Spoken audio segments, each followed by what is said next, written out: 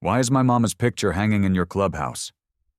The voice cut through the rumble of Harleys and the thick cloud of cigarette smoke like a knife through butter.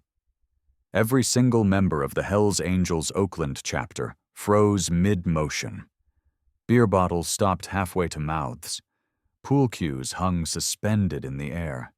The jukebox seemed to lower its volume out of pure shock. Standing in the doorway of the clubhouse, a place no outsider had ever walked into uninvited and lived to tell about it, was an 8-year-old black girl. No shoes on her dusty feet, no parent holding her hand, just a torn backpack hanging off one thin shoulder and eyes that didn't know how to be afraid. Marcus Ghost Dawson rose slowly from his seat at the head of the table, his 6'4" frame casting a shadow across the entire room. 52 years old, president of the Hells Angels Oakland chapter for the past 20 years, with a scar running from his left eye to his jawline.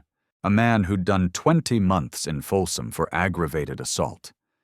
A man whose name made grown men cross the street. "Who the hell let a kid in here?"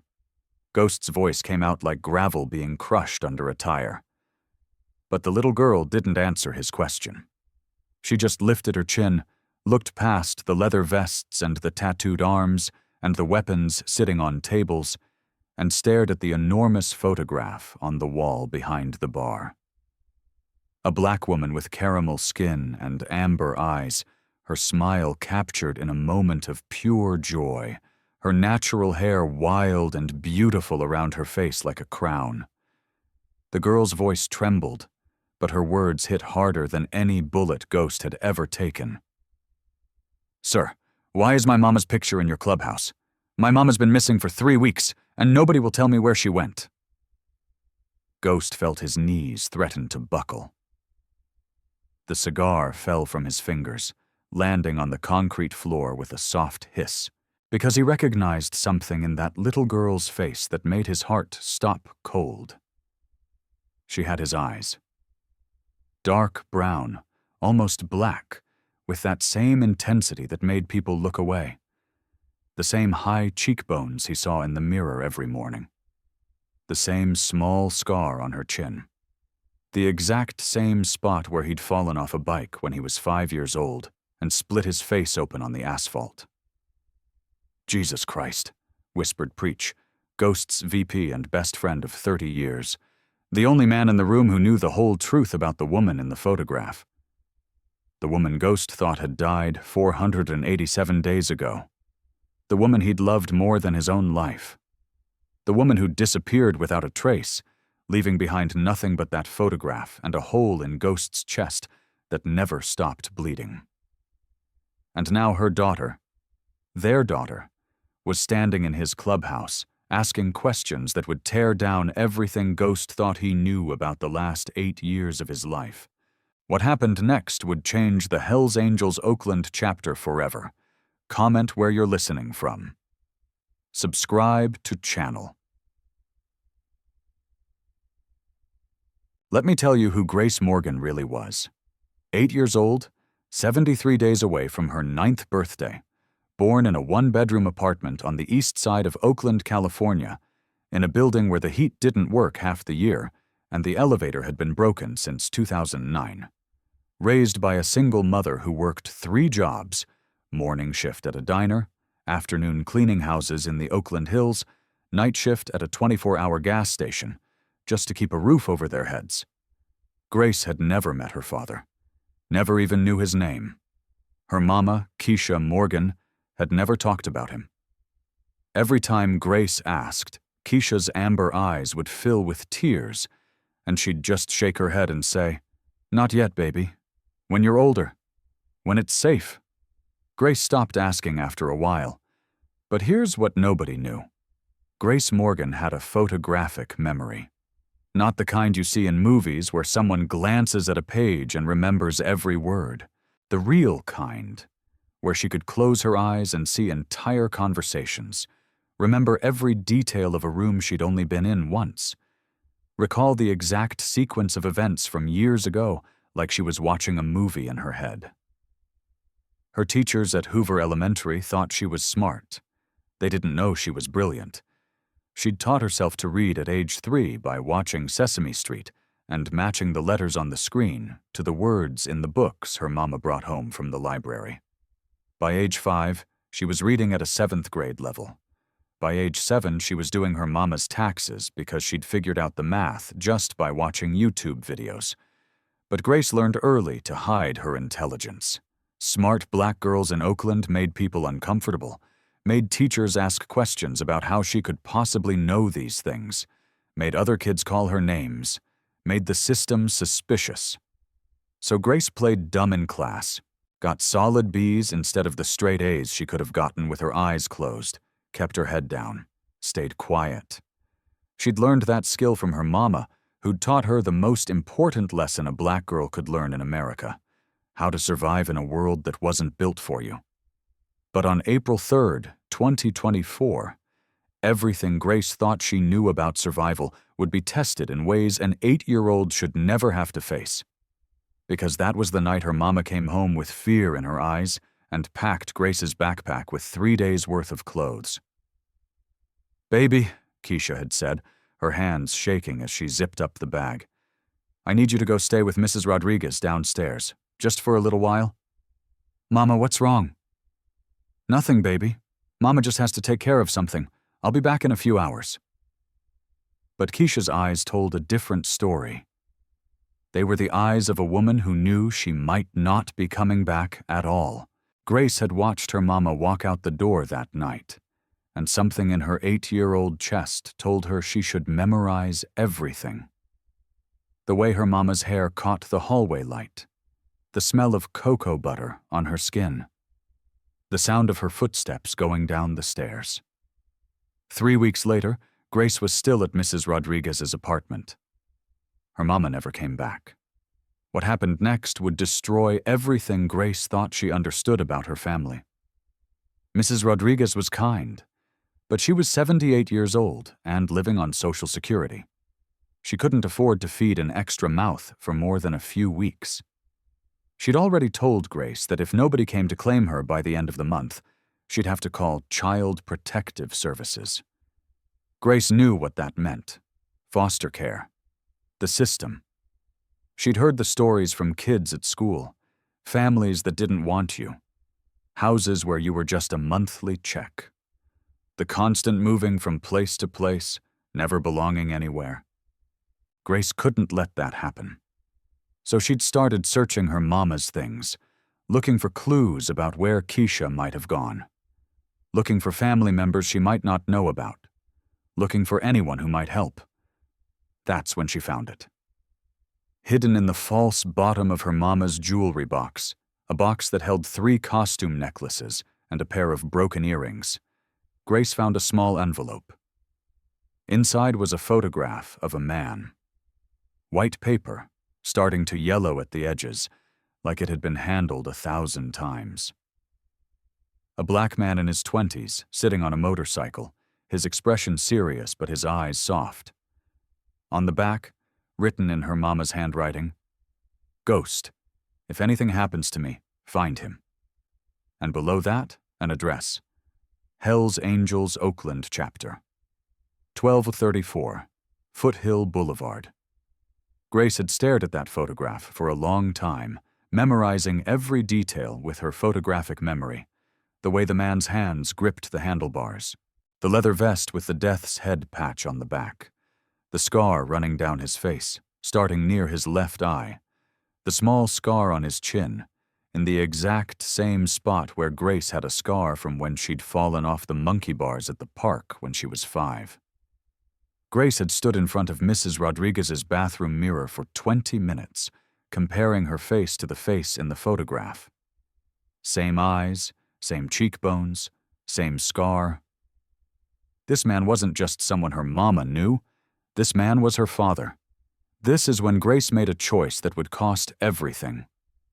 On April 24th, 2024, Grace Morgan walked out of Mrs. Rodriguez's apartment at 6 in the morning before the elderly woman woke up. She left a note on the kitchen table. "Gone to find my family. Thank you for everything. Grace." She She'd looked up the address on Mrs. Rodriguez's computer the night before. Foothill Boulevard was 7 miles away, too far to walk for most 8-year-olds. But Grace wasn't most 8-year-olds. She'd taken 3 buses, using the emergency money her mama had hidden in her backpack.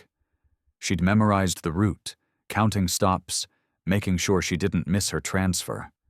She'd kept her head down, made herself invisible, the way her mama had taught her. By 8 in the morning, she was standing in front of a chain-link fence with barbed wire on top. Behind it, a low concrete building with motorcycles parked out front.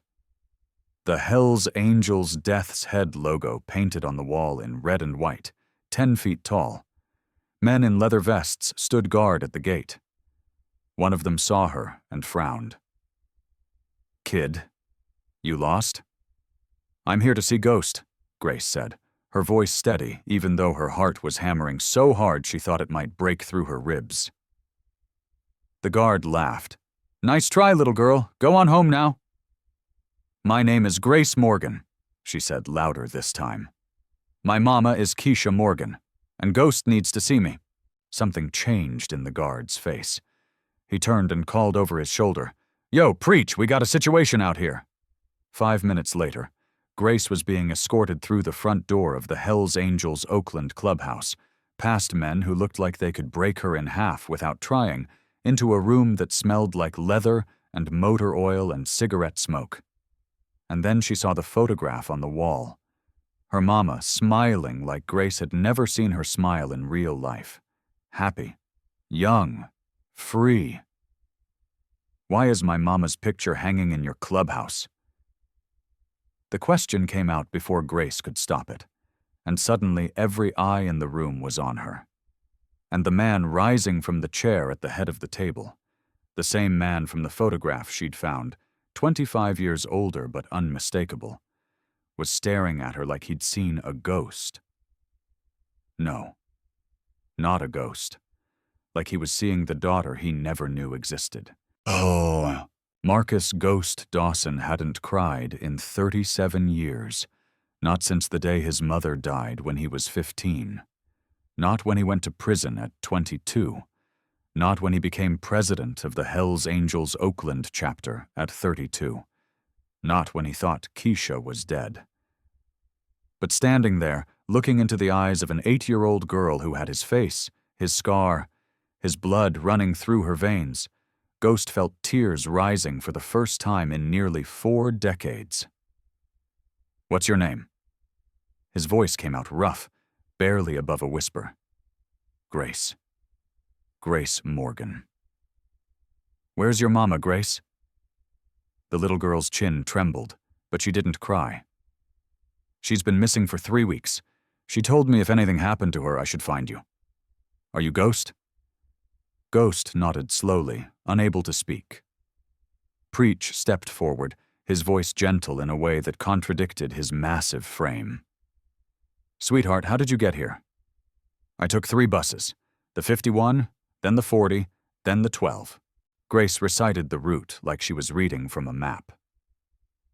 "Mama left me with our neighbor, but Mrs. Rodriguez is old, and she can't keep me much longer.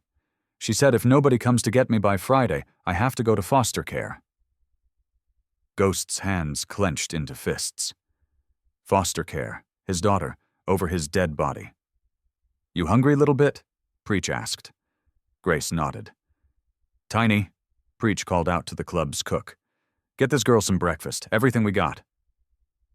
As Grace was led to a table, Ghost pulled Preach aside, his voice low and dangerous. "Get everyone else out, now!" Preach nodded and started clearing the clubhouse. Within 2 minutes, it was just Ghost, Preach, and Grace, sitting at a table with a plate of scrambled eggs and bacon that the little girl attacked like she hadn't eaten in days. She probably hadn't. Not properly. Ghost sat down across from her, studying every detail of her face while she ate. The resemblance was unmistakable. This wasn't a con. This wasn't someone trying to play him. This was his daughter.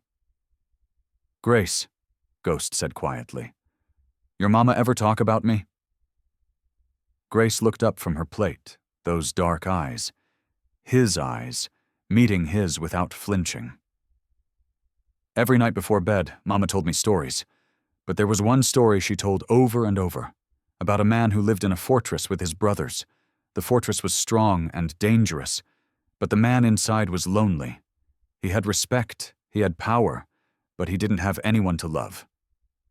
Ghost's throat tightened. Mama said if I ever met you, I shouldn't be afraid. She said you looked scary, but you weren't bad. You just needed someone to love you. Grace paused. She said you were my daddy.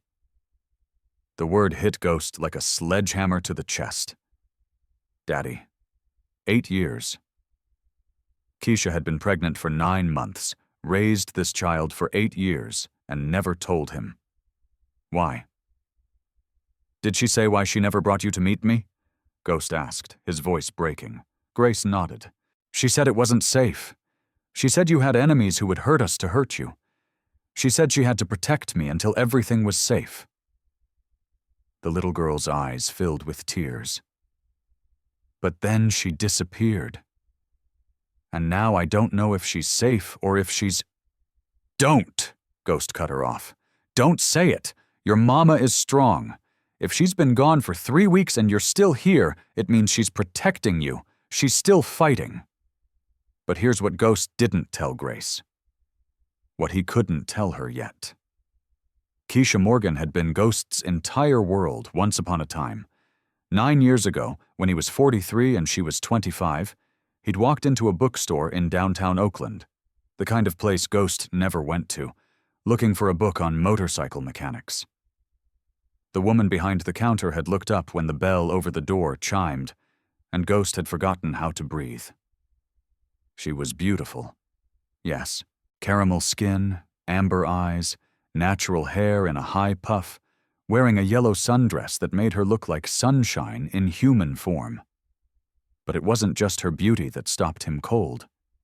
It was the way she looked at him. No fear, no judgment, no recognition of the Hell's Angels patch on his vest, or the scar on his face, or the reputation that preceded him everywhere he went in Oakland. She just smiled and said, "Hi there. Can I help you find something?" For the first time in his adult life, Ghost felt like a normal man. Not a criminal, not a biker, not someone to be feared. Just Marcus. Just a man who wanted to talk to a beautiful woman in a bookstore. "I'm looking for a book on motorcycles," he'd said. "Oh, you ride?" She'd grinned. "I've always wanted to learn. It looks so free, you know? Just you and the road." They'd talked for 2 hours. Ghost bought 3 books he didn't need just to have an excuse to come back. He returned the next day, and the next, and the next.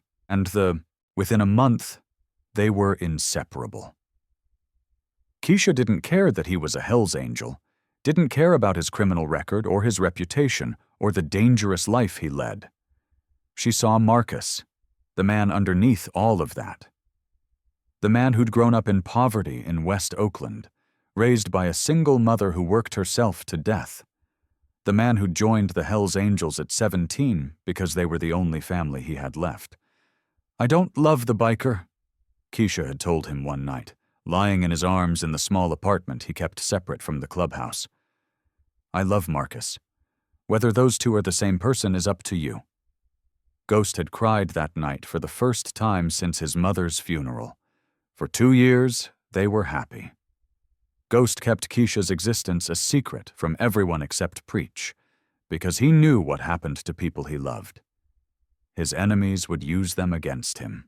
The other biker gangs, the Mexican cartels, the white supremacist crews that hated the fact that a black man ran the most powerful Hell's Angels chapter in Northern California. If they found out about Keisha, she'd become a target. So Ghost kept her hidden, bought her a house in Alameda, away from Oakland, away from the violence, kept their relationship quiet, until the day Keisha told him she was pregnant. This is when Ghost made the biggest mistake of his life. He'd panicked, told Keisha she had to leave Oakland, leave California entirely, go somewhere safe where his enemies couldn't find her or the baby. I can't be a father, he'd said, the words coming out harsh and cruel because he was terrified. Not with the life I lead. Our child would be a target from the day it's born. Keisha had looked at him with those amber eyes full of tears. So what are you saying? You want me to get rid of it? No, God, no. I'm saying you need to disappear. Take the baby somewhere safe. I'll send you money every month. I'll make sure you're taken care of. But you can't be here. You can't be connected to me. You're choosing the club over us. I'm choosing your safety over my happiness. Keisha had left that night. Ghost gave her $50,000 in cash, set up a bank account in a fake name, and watched the only woman he'd ever loved walk out of his life to protect the child they'd created together. He thought he was doing the right thing. He thought he was keeping them safe. He had no idea he'd just made the worst decision of his life. What Ghost didn't know, what Keisha never told him, was that she never left California. She couldn't. Her mother was sick, dying of cancer in a nursing home in Oakland. Keisha couldn't leave her, so she stayed, used the money Ghost gave her to rent that apartment on the east side, raised Grace alone while visiting her dying mother every week. And she was careful. So careful. Changed her routine constantly, never went to the same places twice, kept Grace out of sight as much as possible. For 8 years, it worked. Until 3 weeks ago, when Ghost's worst nightmare came true. The truth that was about to destroy everything. While Grace finished her breakfast, Ghost pulled Preach into the back office and shut the door. "It's her daughter," Ghost said, his voice hollow. "Preach, that's my daughter. I can see that, brother. She's got your whole face." Preach leaned against the desk, his expression grim. "Question is, where's Keisha?" "Missing for 3 weeks. Grace said she left her with a neighbor and never came back." Preach's jaw tightened. "Victor." Ghost felt rage explode in his chest at the name. Victor Hammer Thornton, president of the Mongols MC Northern California chapter. Ghost's enemy for the past 20 years, ever since Ghost took over the Hells Angels Oakland and started pushing back against Mongol territory in the East Bay. They'd been at war for 2 decades. Murders, beatings, drive-by shootings. The body count was in the double digits on both sides. And 2 months ago, Ghost had killed Hammer's nephew in a shootout at a bar in Richmond. Hammer had sworn revenge. "He found her," Ghost said, the words tasting like poison. "He found Keisha, and he took her to get back at me." "We don't know that for sure." "I know it!" Ghost slammed his fist against the wall. "Why else would Keisha disappear? Why else would she send Grace here? She knew she was being hunted. She knew Hammer was coming for her." Preach pulled out his phone. "I'll send the boys to her apartment. See what we can find." 30 minutes later, Ghost's phone buzzed with photos from his crew. Keisha's apartment had been ransacked, furniture overturned, drawers dumped on the floor, holes punched in the walls like someone had been searching for something. And blood. Not much, but enough. A smear on the doorframe. Drops on the carpet near the window. Someone had been hurt. Someone had fought back. Ghost looked at the photos and felt something crack inside his chest. Keisha was alive when they took her. She'd fought. But how long had she been able to hold out? 3 weeks was a long time to be in Hammer's hands. His phone buzzed again. This time, an unknown number. Ghost answered, his voice ice cold. "Yeah." "Ghost." Hammer's voice came through, rough with cigarettes and cruelty. "Heard you got a little visitor today." Ghost's blood turned to ice. "How the hell do you know that?" Hammer laughed. "You really think you're the only one with eyes in Oakland? I know everything that happens in this city, including that cute little black girl who walked into your clubhouse this morning." "You touch her. Relax. I don't want the kid. I want you." Hammer's voice turned serious. "Here's the deal. Tonight, midnight, the port of Oakland, Pier 30. You come alone? Bring the girl. I'll trade you for her mama. I'm not bringing my daughter anywhere near you. Then her mama dies. Your choice, Ghost. The woman you love or the kid you just met. Hammer paused. You got 12 hours to decide. The line went dead. Ghost stood there, phone in his hand, rage and terror warring in his chest. Preach was already moving. I'll get the crew together. We'll hit him from 3 sides. No. Ghost's voice was final. This is a trap. Hammer wants all 3 of us. If I show up with the club, he'll kill Keisha before we get close. So what's the plan? Ghost looked at the closed office door, thinking about the 8-year-old girl sitting on the other side. The daughter he'd never known about. The daughter who'd walked 7 miles alone to find him. The daughter who'd just handed him the answer. This is when everything changed. Grace had given Ghost something when she'd arrived. He'd been so shocked by her appearance that he hadn't paid attention to it at first. But now, pulling it from his vest pocket, Ghost stared down at a small spiral notebook with a worn cover. She said her mama left this for her, Preach said. Told her to give it to you. Ghost opened it. His hands started shaking. This wasn't just a notebook. This was an intelligence file. Page after page of detailed information about the Mongols' MC operation. Names, addresses, photographs, schedules down to the minute, maps with guard positions marked, security camera blind spots highlighted. Keisha had been watching them, for months, maybe years, gathering information like a trained operative. On the first page, in Keisha's handwriting, Marcus, if you're reading this, something has happened to me. I've been watching Hammer's crew for 6 months since I saw one of them following me near Grace's school. I knew they were getting close. I documented everything I could. Use this to save me. Use this to protect our daughter. I never stopped loving you. I never stopped hoping we could be a family. K. Ghost felt tears sliding down his face for the 2nd time that day. Keisha had known she was being hunted. She'd prepared for this. She'd turned herself into an intelligence gatherer, watching the enemy so that even if they took her, Ghost would have the tools to save her. And Grace. 8 years old, carrying this notebook across Oakland because her mama trusted her to complete the mission. Call everyone, Ghost said, his voice steady now. Every chapter within 100 miles. I want every Hell's Angel we can get here by tonight. What's the plan? Ghost looked down at the notebook, at the map showing Hammer's compound in East Oakland, at the detailed guard rotations.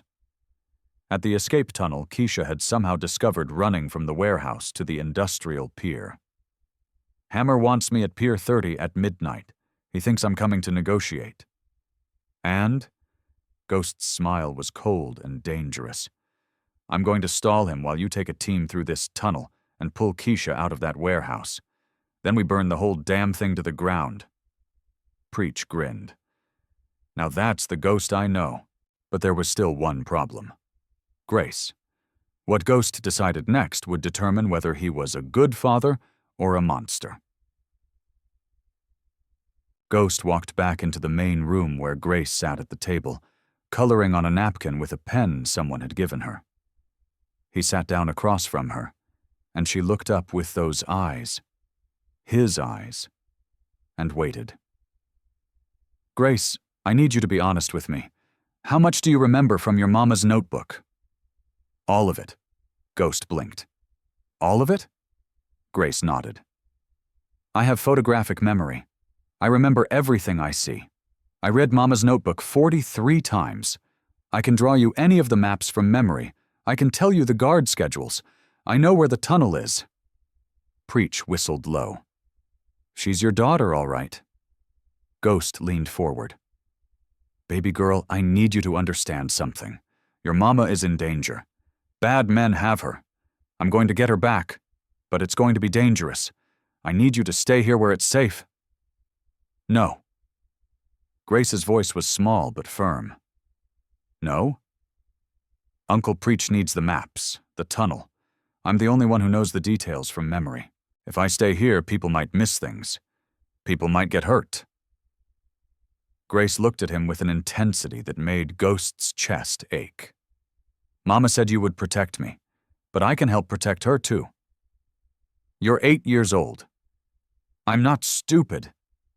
I didn't say you were. Then don't treat me like I am. Grace stood up, and despite being less than 4 feet tall, she somehow commanded the room. I walked across Oakland alone to find you. I carried Mama's intelligence notebook like she told me to. I can guide Uncle Preach through that tunnel. I can help save my mama. Ghost looked at Preach, who shrugged. She's not wrong. We could use someone who knows that notebook inside and out. She's a child. She's your child, and she's got your stubbornness. Preach crouched down to Grace's level. Listen, little bit. If you come with us, you stay right next to me the whole time. You do exactly what I say, and if I tell you to run, you run. Deal? Grace nodded solemnly. Deal. Ghost wanted to argue. Wanted to lock his daughter in the safest room in the clubhouse and never let her near danger. But when he looked into her eyes, he saw himself at 8 years old. Growing up in West Oakland with a single mother who worked 3 jobs. Learning early that survival meant being tough, being smart, and not waiting for anyone to save you. Grace had already survived 3 weeks of not knowing if her mother was alive or dead. She'd already made the journey to find him alone. Maybe the way to protect her wasn't to hide her away. Maybe it was to teach her to fight. Okay, Ghost said, but you wear body armor, and you stay with Preach every second. I will. Ghost pulled his daughter into his arms for the first time, and she wrapped her small arms around his neck and held on tight. I'm going to get your mama back, he whispered into her hair. I promise you, baby girl, I'm going to bring her home. By 11 p.m., the Hells Angels Oakland Clubhouse was packed with bikers from chapters across Northern California, Sacramento, San Jose, Stockton, Modesto. 60 men in total, all wearing the Death's Head patch, all armed, all ready to go to war. Ghost stood at the head of the table with the map Keisha had drawn spread out in front of him. This is how we do it, he said, his voice carrying across the room. 3 teams. Team 1. That's me and 5 brothers. Goes to Pier 30 at midnight. Hammer expects me to show up for a negotiation. I stall him. Keep him talking. Make him think I'm actually considering his offer. What's his offer? Someone called out. He wants me to surrender the Oakland chapter. Hand over all our territory in exchange for Keisha. Ghost's voice hardened. He's lying, of course. The minute I give him what he wants, he'll kill all 3 of us. But I'm going to make him believe I'm desperate enough to consider it. He pointed to the map. Team 2, that's Preach, 20 brothers, and Grace, goes through this tunnel here. He tapped the marked location. According to the intelligence, it leads into the basement of Hammer's warehouse in East Oakland. That's where they're holding Keisha. How do we know she's there? Preach asked. Because Keisha wrote in her notebook that this warehouse is where Hammer keeps people he wants to interrogate. It's isolated, no neighbors, easy to control. Ghost's jaw tightened. He's had her for 3 weeks. She'll be there. And Team 3? Ghost looked at Tiny, the club's sergeant-at-arms. You take the rest of the brothers and surround the warehouse from the outside. 3 entry points, north, east, south. Once Preach signals that he has Keisha, all 3 teams hit at the same time. Preach from the inside, you from the outside, and I cut loose from the pier and bring my team from the west. We're outnumbered, someone pointed out. Hammer has at least 100 soldiers. He's got numbers. We've got intelligence. Ghost held up Keisha's notebook. We know every camera location, every blind spot, every guard rotation down to the minute. Hammer thinks he's got home advantage. What he doesn't know is that we've got the complete blueprints to his fortress. Preach grinned. It's gonna be a massacre. For them, Ghost agreed. Questions? Silence. One more thing. Ghost's voice dropped, dangerous and cold. Hammer dies tonight. I don't care who gets him. I don't care how it happens. But Victor Thornton does not walk away from this. Understood? Every man in the room nodded. Then let's ride. The war for Oakland was about to begin. At 11:45 p.m., Grace Morgan sat in the back of a black van driven by Preach, wearing a bulletproof vest that was so big it almost swallowed her whole. Around her were 20 Hell's Angels, all armed to the teeth with handguns, shotguns, and enough ammunition to start a small war. Grace wasn't scared. She probably should have been. An 8-year-old girl surrounded by bikers heading into a gunfight to rescue her mother. But all she felt was determination. Her mama had spent 3 weeks in Hammer's hands. 3 weeks of torture, probably. 3 weeks of not knowing if her daughter was safe.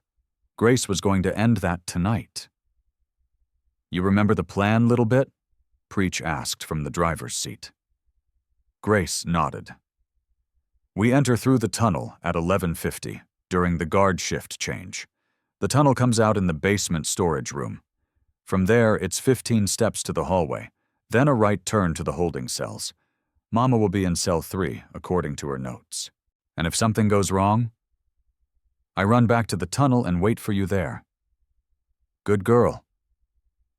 Preach pulled the van to a stop in an abandoned lot next to the industrial waterfront. This is it. The tunnel entrance was hidden behind a rusted dumpster. Keisha's notebook had even included instructions on how to open the hidden door. 3 knocks, pause, 2 knocks. Grace watched as one of the Hell's Angels followed the pattern. The door swung open silently, revealing a dark passage leading underground. Stay close, Preach said, clicking on a flashlight. They moved in single file through the tunnel, Grace sandwiched in the middle of the group, her heart pounding but her mind clear. She'd memorized every detail of her mama's notebook. She knew exactly where they were going. The tunnel was damp and smelled like mold, the walls rough concrete that scraped against their jackets as they moved. Water dripped from the ceiling. Somewhere in the distance, they could hear the sound of machinery. After what felt like an hour, but was probably only 5 minutes, they reached a metal door. Preach held up his fist, signaling everyone to stop. He pressed his ear against the door, listening. Silence. He slowly turned the handle and pushed. The door opened into a storage room filled with boxes and old furniture, exactly like Keisha's map had shown. Empty. Preach signaled for 2 men to scout ahead. They moved like ghosts, checking the hallway beyond. One of them came back and gave a thumbs up. Clear. Grace followed Preach out of the tunnel and into the warehouse basement.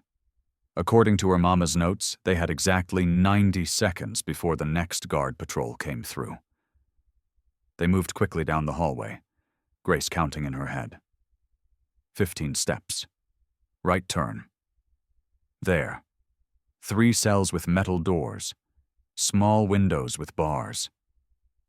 Preach looked through the window of cell 3, and his face changed. He'd found her. This is when Grace saw her mother for the first time in 3 weeks. Keisha Morgan was barely recognizable. The woman Grace knew, strong, beautiful, always smiling, had been replaced by someone who looked like they'd been through hell. Her face was bruised, both eyes swollen, lips split and bleeding. Her natural hair was matted with dried blood. Her clothes were torn and filthy. Her hands were chained to the wall.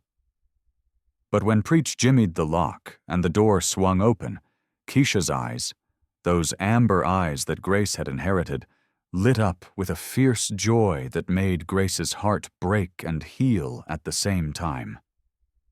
"Mama!" Grace started forward, but Preach caught her. "Wait, let me check for traps." But Keisha's voice came out, rough and damaged, but still her mama's voice. "Grace? Baby, is that you?" "I'm here, Mama. I found Daddy. He's getting you out." Keisha started crying, tears cutting clean lines through the dirt on her face. "My baby girl. My brave, beautiful baby girl." Preach cut through the chains with bolt cutters and caught Keisha as she collapsed forward. "We need to move, now." "Can you walk?" one of the bikers asked Keisha. "I can run if I have to."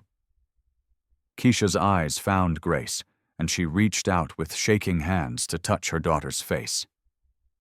"How did you find him?" "I remembered everything you taught me, Mama. I found the notebook. I found the address. I walked to the clubhouse and asked for Ghost."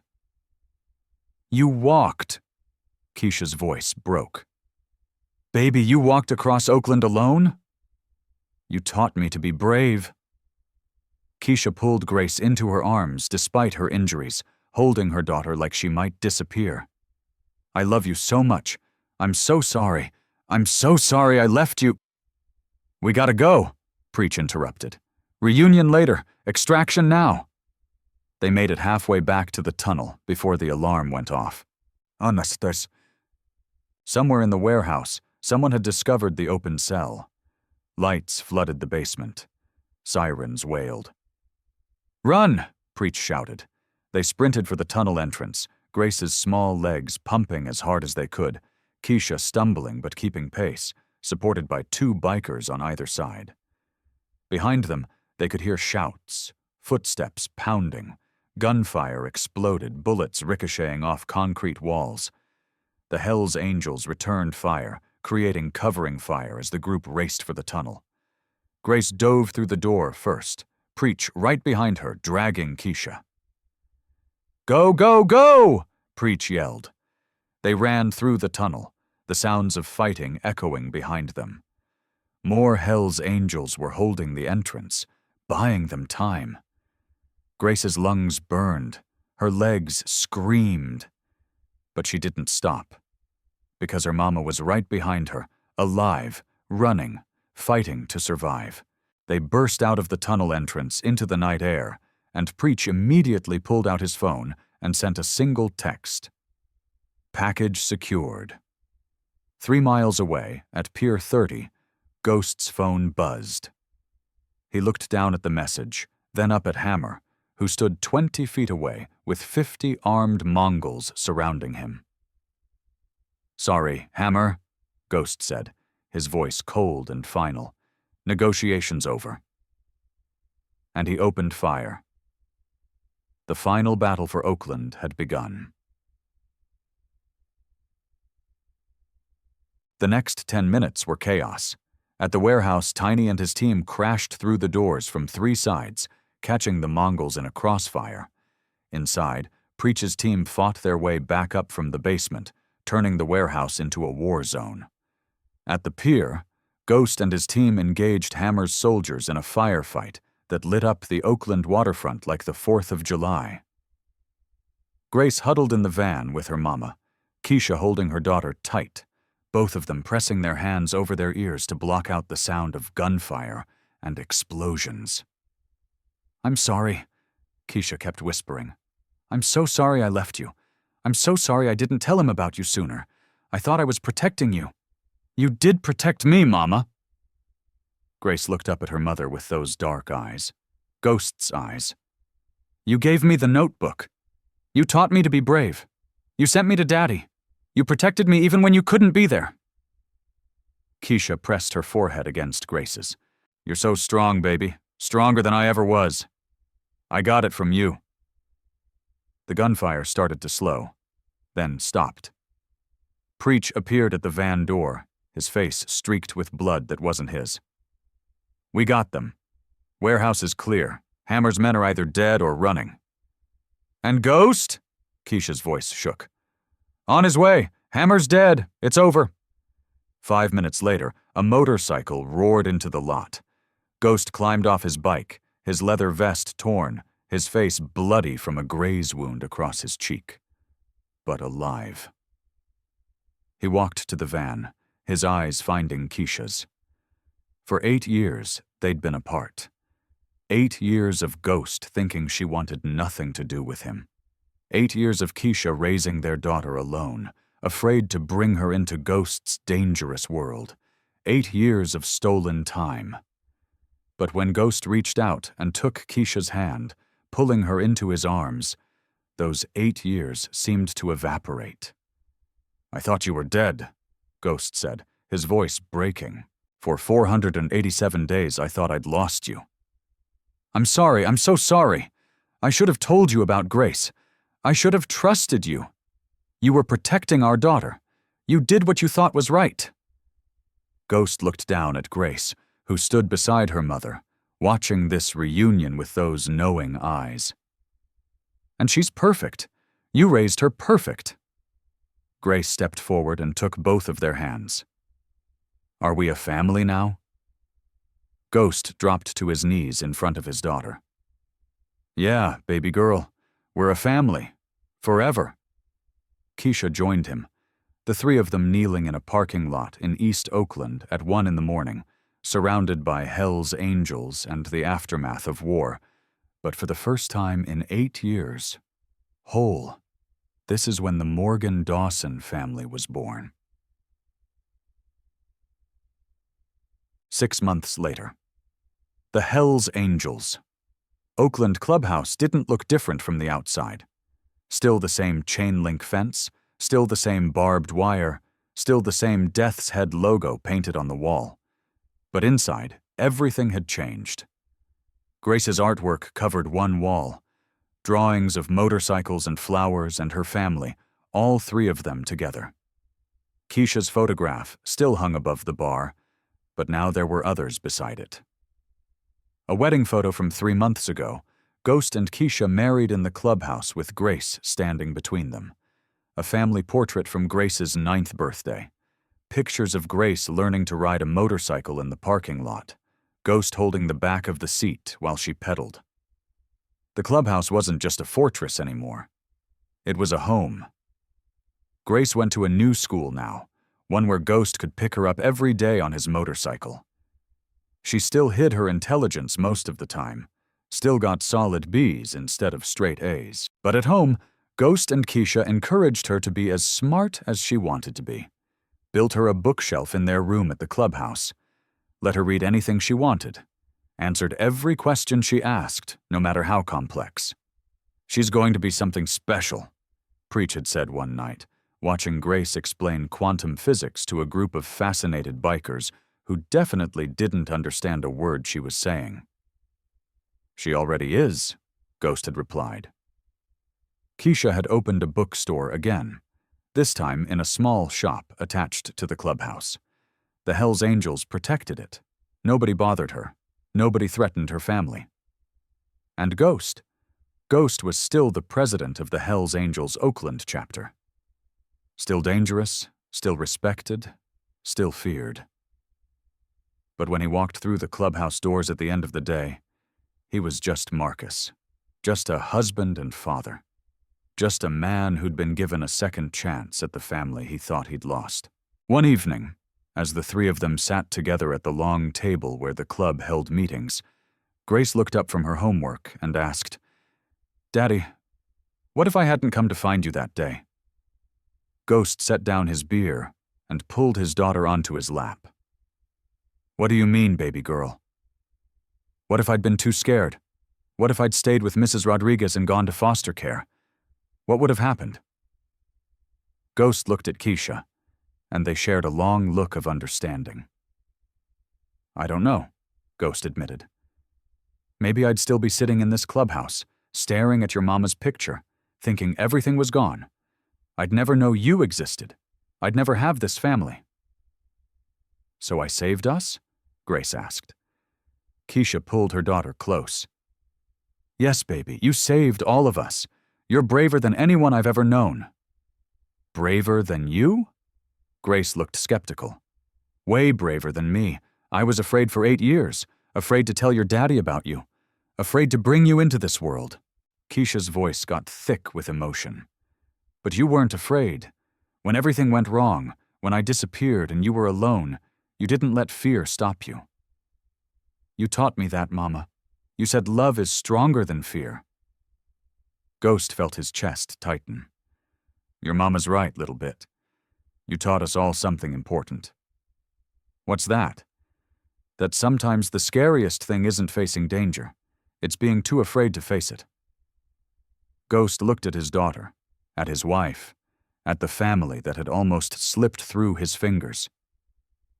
If you'd let fear win, we wouldn't be here. But you chose courage, you chose love, and that changed everything. Grace smiled, that confident smile that reminded Ghost of himself. So what happens now?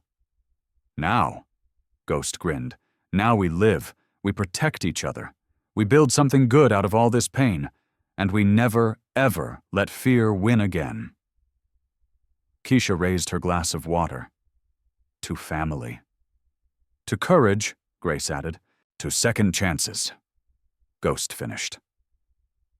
They clinked their glasses together, and for the first time in any of their lives, they all felt complete. Because sometimes, the bravest thing a child can do is ask one simple question. Why is my mama's picture in your house? And sometimes, that one question is enough to bring a whole family home. So let me ask you something. Have you ever been in a situation where you had to choose between fear and love? Between staying safe and doing what's right? Have you ever had to be brave when every part of you wanted to run? Have you ever felt like the system was designed to keep you apart from the people you love? Grace was 8 years old. 8. And she crossed Oakland alone to find a father she'd never met because she knew her mama needed saving. How many of us have that kind of courage? How many of us let fear win when love is on the line? This story isn't just about a biker and his family. It's about all of us. About the systems that try to keep us down. About the institutions that profit from our pain. About the people in power who think they can control our lives. But here's what they don't understand. They can take our homes. They can take our money. They can take our freedom. But they can't take our love. They can't take our courage. And they can't stop us from fighting for the people who matter. Ghost thought he'd lost everything when Keisha disappeared. He thought the best he could do was survive, day by day, in a world that had stolen his family. But Grace proved him wrong. One little black girl with her daddy's eyes and her mama's courage showed an entire biker gang that sometimes the smallest person in the room has the most power. Not because of money, not because of violence, not because of fear, because of love. Drop your story in the comments. Tell us about a time you chose courage over fear. Tell us about the family that found you when you needed them most. Tell us about the moment you realized you were stronger than you knew. Share this story, not the sanitized version. Not the version where everything is neat and clean and nobody gets hurt. The real version.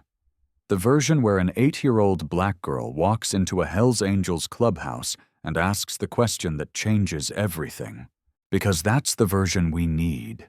That's the version that reminds us we're not alone. That's the version that shows us we can survive anything when we fight for the people we love. Subscribe to channel. Because your story matters. Because your courage matters. Because your love matters. And because 8-year-old Grace Morgan proved that sometimes the smallest voice in the room is the one that needs to be heard the loudest.